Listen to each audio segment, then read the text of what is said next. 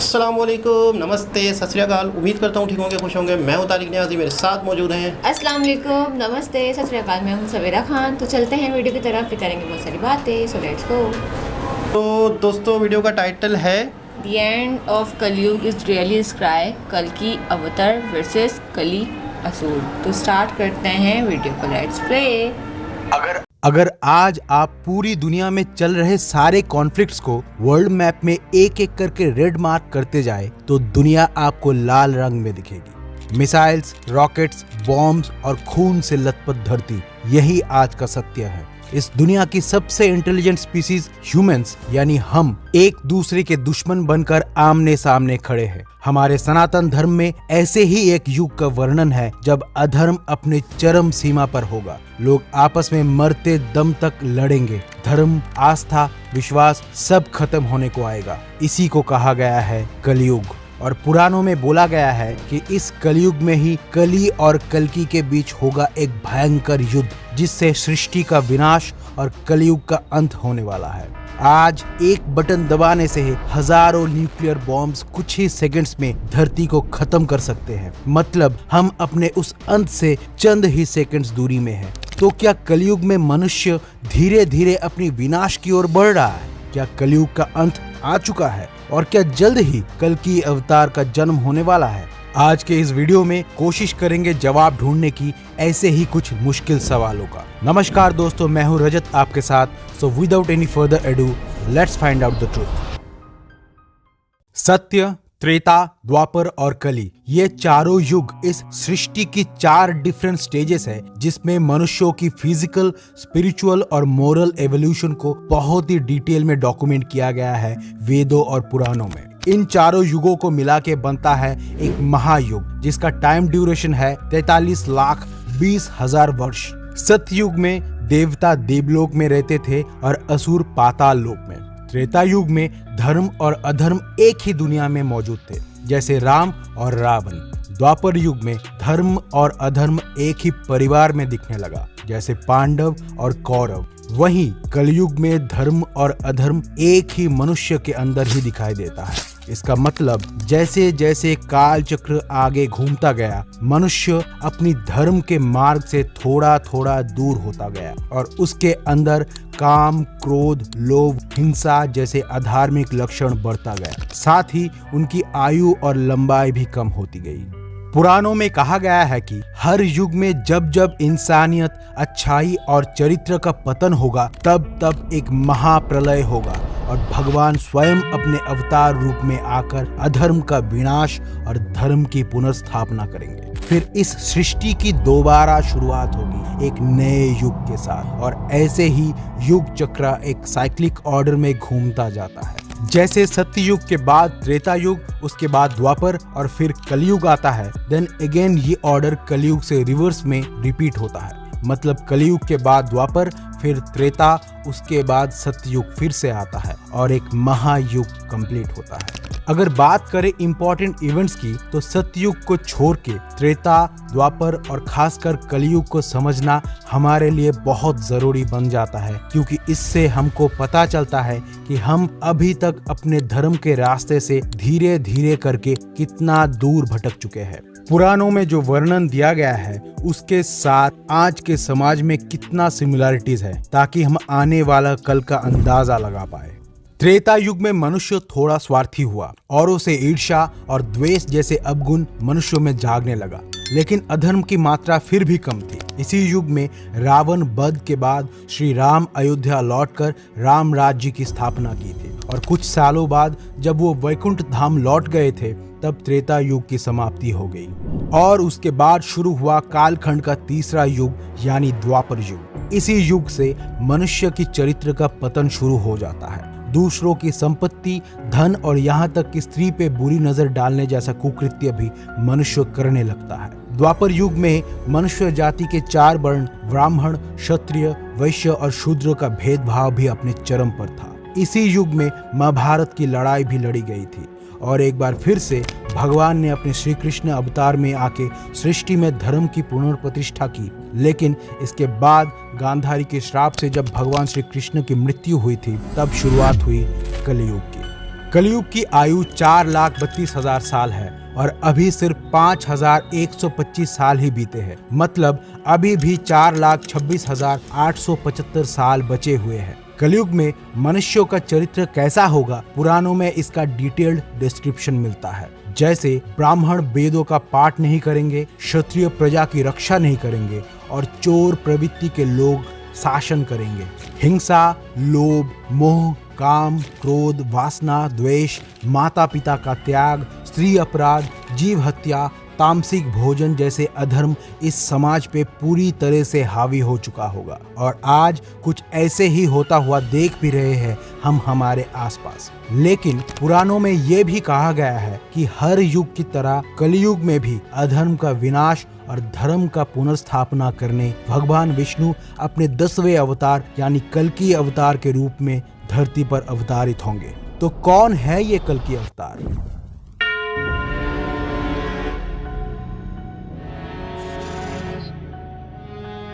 जैसा कि हम जानते हैं, भगवान विष्णु अपने 9 अवतारों के जरिए धरती पर अवतारित हो चुके हैं। जैसे सतयुग में भगवान विष्णु ने 4 अवतार लिए थे, मत्स्य, कूर्म, वराह और नरसिंह अवतार। आगे त्रेता युग में वामन, परशुराम और राम अवतार।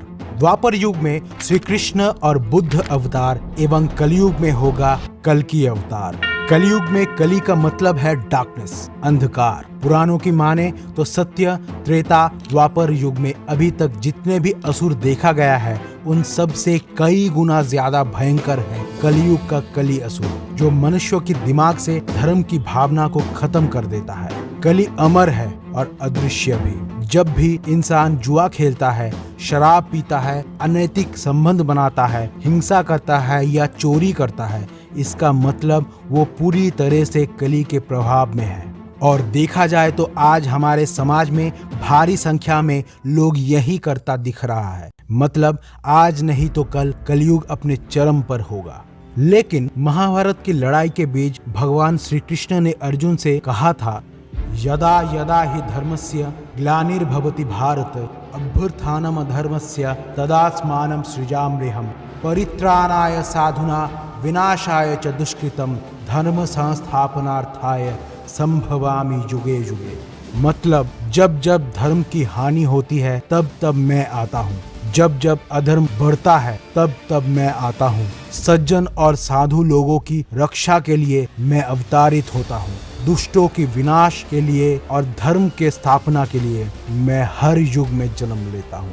और कलयुग में कली असुर का विनाश करने भगवान आएंगे अपने कल्कि अवतार के रूप में। ऐसा माना जाता है कि उत्तर प्रदेश की मुरादाबाद जिले की संभल गांव में कल्कि अवतार जन्म लेंगे। उनकी पत्नी होंगी पद्मा, जो माता लक्ष्मी का ही स्वरूप होंगी। कल्कि के गुरु होंगे भगवान परशुराम, जिन्हें अमरत्व का वरदान प्राप्त है। अग्नि पुराण में भगवान कल्कि के व्यक्तित्व का वर्णन है। वो 64 कलाओं में परिपूर्ण होंगे। तीर कमान और तलवार को शस्त्र के रूप में धारण करेंगे और दुष्टों के संहार के लिए देवदत्त नाम के सफेद घोड़े पे सवारी करेंगे। भगवान शिव के आराधना से उन्हें दिव्य शक्तियां प्राप्त होंगी और उनके तलवार में वज्र जैसी शक्ति होगी।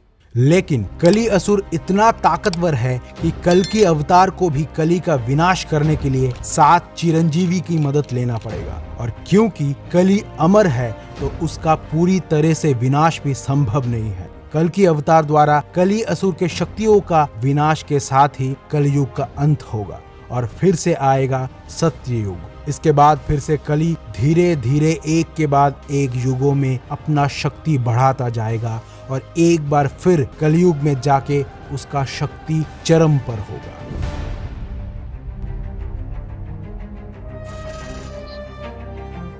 अगर रिसेंट कॉन्टेक्स्ट में देखा जाए तो लगता तो यही है कि हम घोर कलयुग में जी रहे हैं और दिए गए विवरण के अनुसार ही दुनिया अभी बहुत ज्यादा अशांत हो चुकी है। जैसे दुनिया पर अपनी सत्ता कायम, ताकत का वर्चस्व के चलते जब वर्ल्ड वॉर 1 लड़ा गया था तो इस लड़ाई से लगभग 4 करोड़ लोग मारे गए थे। वहीं वर्ल्ड वॉर 2 में 7.5 करोड़ लोगों की जान गई थी।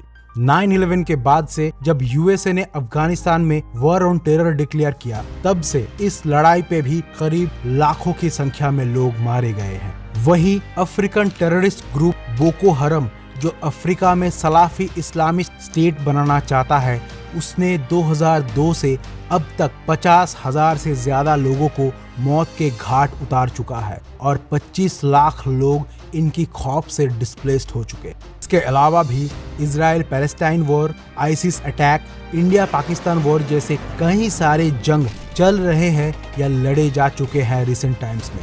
आज जहां भी नजर दौड़ाएंगे वहीं वॉर क्राइम्स, मास किलिंग्स जैसे इनह्यूमन इंसिडेंट्स नजर आते हैं।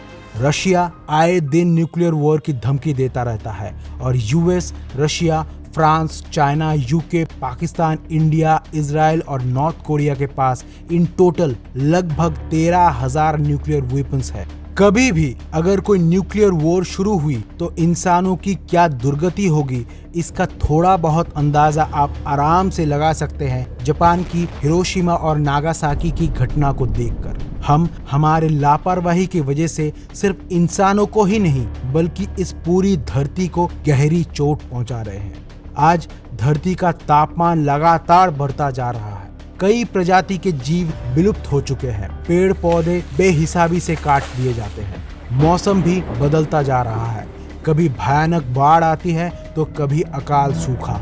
रोज की खबरों में हत्या, डकैती, हिंसा, बलात्कार जैसी चीजें बहुत ही आम हो चुकी है। और हैरानी की बात यह है कि इस सब से हमें अब ज्यादा कुछ फर्क भी नहीं पड़ता। ऐसा लगता है कि इस धरती को ही हम नर्क बनाने चल पड़े हैं। तो ये घोर कली नहीं तो क्या है? गरुड़ पुराण में इन अलग अलग पापों के लिए अलग अलग सजाएं लिखी गई है, जो आप जान सकते हैं इस वीडियो से। हालांकि पुराणों की माने तो अभी भी कलयुग के करीब 4.5 लाख साल बचे हुए हैं, लेकिन हालत ऐसी हो रखी है कि हम कल्कि अवतार के दहलीज पे खड़े हुए हैं। और काल चक्र का जो नियम है वो तो होगा ही, लेकिन इस चक्र से हमारी मुक्ति के लिए एकमात्र रास्ता है हमारे अच्छे कर्म। ये हमारी जिम्मेदारी है कि कली की माया से अपने आप को दूर रखना। उम्मीद यही है कि इस काम में हम सब कामयाब होंगे। क्यों होंगे ना? बताइएगा कमेंट्स में। और तब तक के लिए जय श्री कृष्णा। जी जनाब, ये थी कल की अवतार। यूँ समझ लो कि मतलब बहुत सारी चीज़ें जब सुनने को मिलती है इस तरह से, तो हमने जो अपने बचपन में सुना तो बहुत सारी चीज़ें पता नहीं क्यों मैच करती हुई दिखती हैं। लेकिन ये है कि दुनिया में जब यूँ समझ लो विनाश, तबाही, बहुत ज़्यादा सख्ती, एक दूसरे पे जुल्म, नफ्सा नफसी होगी, तब कल की अवतार आएंगे और बुराई का खात्मा होगा, अच्छाई की जीत होगी। तो ये टोटल इसका कॉन्सेप्ट है। अच्छा, क्या लग रहा है जो हालात बताए जा रहे हैं कि बहुत जल्द कलयुग आने वाला है? क्योंकि जिस तरह से कलयुग तो है, कलयुग एक दौर है, कल की अवतार। कल की अवतार, हाँ, कलयुग चौथे दौर है कलयुग। तो उसके बाद क्या होगा? उसके बाद फिर ये सारी चीज़ें सेट होंगी। यानी कि जब एक यूँ समझ ले कि जैसे भगवान ने 9 दफ़ा आ चुके हैं दुनिया पे, दुनिया को सेट करने के लिए किसी न किसी रूप में। अच्छा। तो 10वीं दफ़ा कल की अवतार के रूप में आएंगे। अब आपको एक और अजीबोगरीब सी बात बताऊं जो मैंने बहुत सारी वीडियो में सुनी और पढ़ी और देखी है।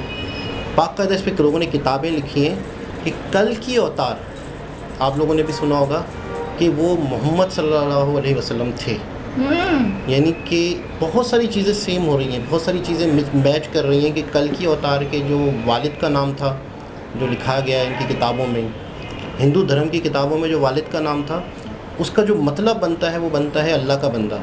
तो वो नबी पाक सल्लल्लाहु अलैहि वसल्लम के वालिद का नाम था अब्दुल्ला। उनकी जो वालदा का नाम था, उसका जो मतलब बनता है उसका अरबी में नाम है आमना। अच्छा, अब कई लोग मुसलमान जो हैं वो कहते हैं कि आपके जो कल की अवतार हैं वो तो हमारे ये हैं, 100% हो चुके हैं। कुछ लोगों ने ये भी कहा है कि बोला अगर आपको लगता है कि आपके कल की अवतार आएंगे तो क्या वो दौर तलवारों का और तीर का होगा? यानी आने वाला वक्त जो है वो तलवार या तीर का होगा। कैसे? मतलब आजकल तो जैसे बंदूकें और ये बम और तो नबी पाक सल्लल्लाहु अलैहि वसल्लम में तलवारें और तीरों का दौर था। हाँ, ठीक है ना। तो इस तरह बहुत सारी निशानियां जो है, लेकिन वाइट घोड़े पे आएंगे और तो वो सारा उनका घोड़ा भी वाइट था। सारी चीज़ें मतलब बहुत सारी पूरी सिमिलर, मतलब सिमिलरिटी को बताने के लिए पूरी किताब लिखी है लोगों ने। और जो सिमिलरिटी हैं, जो निशानियां हैं, वो सारी बताई हैं वेदों से। वेदों मतलब इनकी किताबों से, जो वेद हैं या पुराण हैं, जो हिंदू धर्म में जो निशानियां हैं वहाँ से बताई हैं। तो मतलब बहुत सारी चीज़ें, बड़ी हैरत होती है मुझे कभी कभार कि यार वाकई बहुत सारी चीज़ें सेम टू सेम। जैसे शैतान का कॉन्सेप्ट है, लेकिन हमारे यहाँ उनका नाम शैतान कहते हैं। अच्छा, बुराई अच्छाई, हम इस तरह से एक नफ्सा नफ्सी में जाएंगे, इसकी ये सज़ा, उसकी वो सज़ा, लेकिन लफ्ज़ चेंज हैं, मायने सेम हैं, लेकिन लफ्ज़ अपने अपने। मैंने जब शुरू में जैसे हिंदू धर्म के हवाले से वीडियो देखते थे तो बड़ी हैरत होती थी। एक आम शख्स शायद सोचता था कि वहाँ पे थोड़ी जज़ा सज़ा का थोड़ी कॉन्सेप्ट होगा, वहाँ पे अच्छा करो तो अच्छा, हाँ, तो बुरा करो तो हाँ। एक आम मुसलमान के जहन में यही है। लेकिन है। वहाँ पर भी सेम यही चीज़ें हैं।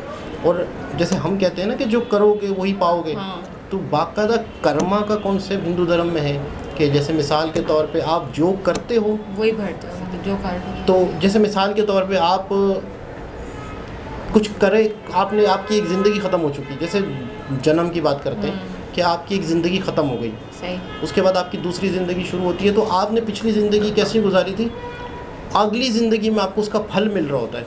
कहते हैं, इसका सबूत ये देते हैं कि एक शख्स बहुत अच्छा है, बहुत अच्छा है, हर काम अच्छा कर रहा है, लेकिन कामयाबी नहीं हो रही, तो उसका वो समझो पुराने जन्म के उसको वो मिल रहा है, उसको सेट कर रहा है वो।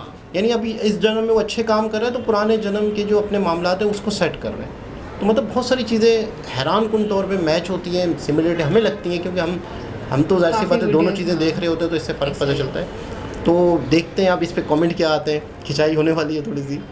दोबारा किसी और वीडियो के साथ आपसे मुलाकात होती है, जब तक के लिए अल्लाह हाफिज़। लेकिन जो मैंने वीडियोस देखी हैं या जो मैंने बुक्स देखी या बुक्स तो नहीं देखी, वीडियोस में देखा, तो उसमें सिमिलरिटी दिखा रहे थे। तो आप और वीडियो सजेस्ट करेंगे कि जिसमें और ज़्यादा इसके अगेंस्ट कोई जवाब होंगे तो उस पर रिएक्शन देंगे।